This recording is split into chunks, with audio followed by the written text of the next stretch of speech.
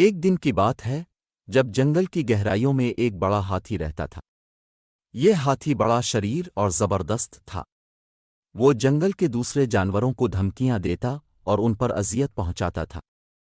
ایک دن جب ہاتھی جنگل کی سیر کر رہا تھا، اس نے ایک چھوٹے سے مینڈک کو اپنے پاؤں سے چٹ کر مار دیا۔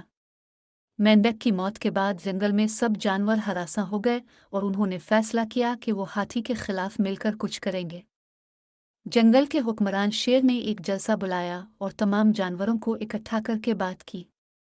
انہوں نے فیصلہ کیا کہ وہ ہاتھی کو سبق سکھانے کے لیے مل کر کچھ کریں گے۔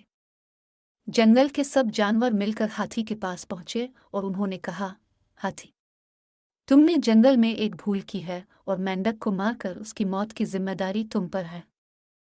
ہم تمہاری اس غلطی کو معاف کر سکتے ہیں، لیکن تم ہمارے لیے کچھ کام کرنا ہوگا تاکہ تم اپنی غلطیوں کو سدھار سکو۔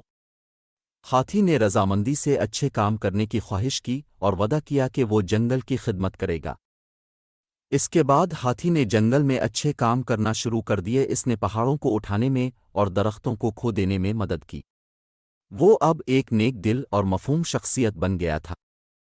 اس کے بعد جنگل کے جانوروں نے ایک دوسرے کے ساتھ محبت اور ایک سکون کی زندگی گزارنے کا ارادہ کیا اور وہ سب ہاتھی کو اپنے دوست اور رہنما ماننے لگے۔